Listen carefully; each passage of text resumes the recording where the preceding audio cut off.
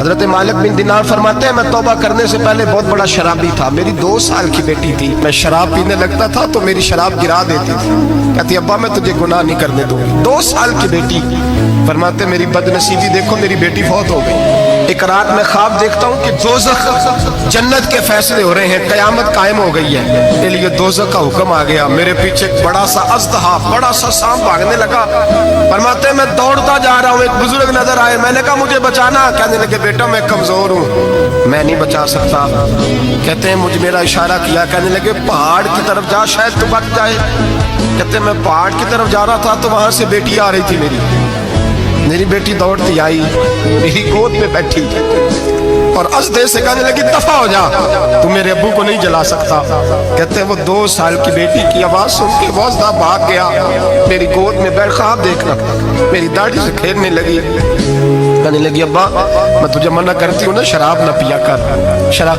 میں نے کہا بیٹے یہ کیا ہے سارا کچھ؟ کبھی ابا جی یہ تیرے برے عمل ہے جو اژدہا بن۔ تو بزرگ کون تھے؟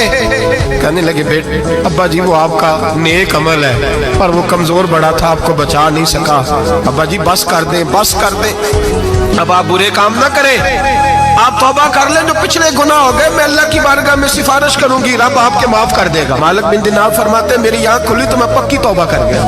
بیٹیاں تو بخشوانے آئی ہیں دنیا میں، بخشوانے، اور یہاں لوگ فخر کرتے ہیں، فخر سے بتاتے ہیں، کہتے ہیں میرے بیٹے کے 15 رشتے ہیں، شاید مجھے قرآن دازی کرنی پڑے، شرم کر، حیا کر۔ لوگیوں کی بیٹیوں کے بارے میں اس طرح کے انداز اختیار کرتا ہے، تو گناہ کرتا ہے پھر اس پر تو پھولتا نہیں سماتا، اور تو پھر تجھے حیا نہیں آتی۔ لوگ ٹیس کرتے ہیں، میں نے دیکھا ہے، ان کے بھائی کو تکلیف دیتے ہیں، ان کے باپ کو تکلیف دیتے ہیں، اذیت پہنچاتے ہیں۔ ڈرنا چاہیے نا، گناہ کرتے ہو پھر فخر بھی کرتے ہو، شرم آنی چاہیے۔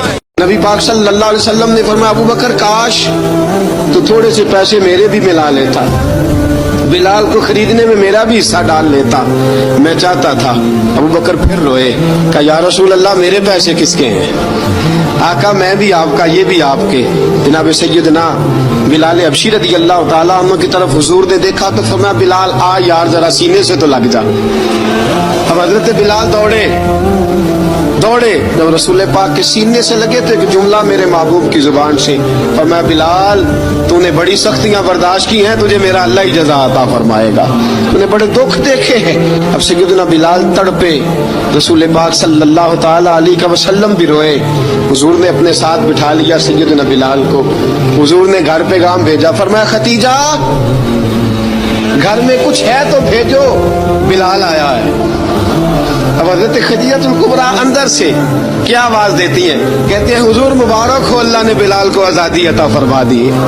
وفاشار بیوی اندر سے، اب حضرت سیدنا زینب رضی اللہ تعالی عنہا میرے محبوب کی شہزادی، چھوٹی سی عمر ہے، ایک برتن کے اندر کھجوریں لے کے آئیں، ایک برتن میں کھجوریں، اب لا کے جب کھجوریں رکھی نا تو سیدنا صدیق اکبر نے ہاتھ بڑھایا کھجوریں اٹھانے کے لیے تاکہ میں دوں۔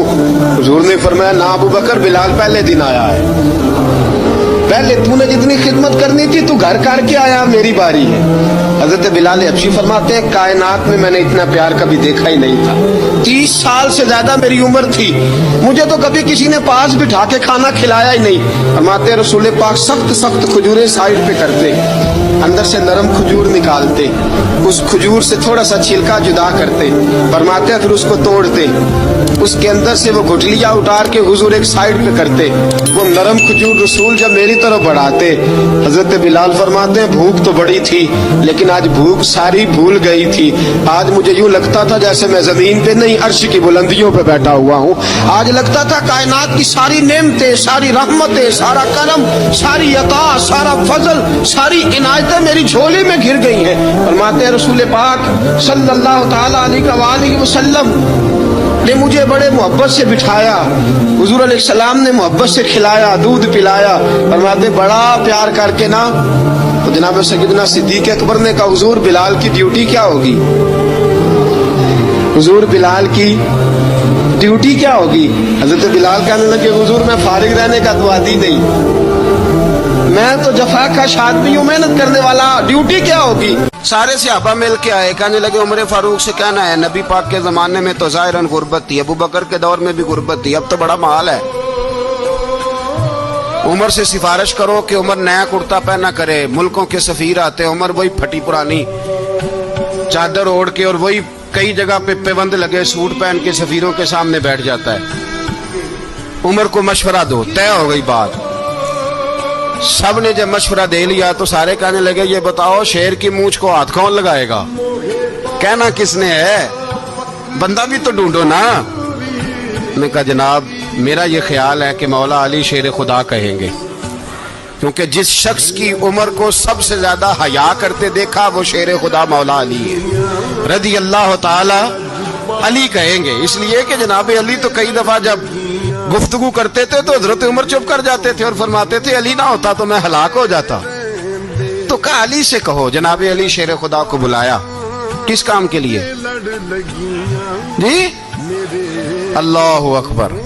یہ ذرا اپنے اس دور پہ اس بات کو ذرا لاکا جناب ان سے کہیں کہ زیادہ نہیں, ایک کرتا نیا پہن لے. سفیر آتے ہیں, وزیر آتے ہیں تو ایک کرتا نیا پہن لے. حضرت علی کو بلایا. آپ فرمانے لگے کوئی اور بات ہوتی تو میں کہہ دیتا, یہ والی میں نہیں کہہ سکتا. کوئی اور ہوتی تو میں عمر کو کئی دفعہ کہہ دیتا ہوں, جلال میں بھی تو سن, یہ والی میں نہیں کہہ سکتا. میں تمہیں ایک مشورہ دیتا ہوں. کہ وہ کیا؟ کہنے لگے سید عائشہ صدیقہ سے کہو, وہ مومنوں کی ماں ہیں, عمر ٹالے گا نہیں. اماں جی سے جا کے اماں جی نیا کرتا عمر سے کہیں پہن لیں. وزیر آتے ہیں, بڑے بڑے لوگ, تو چلو کوئی حرج نہیں.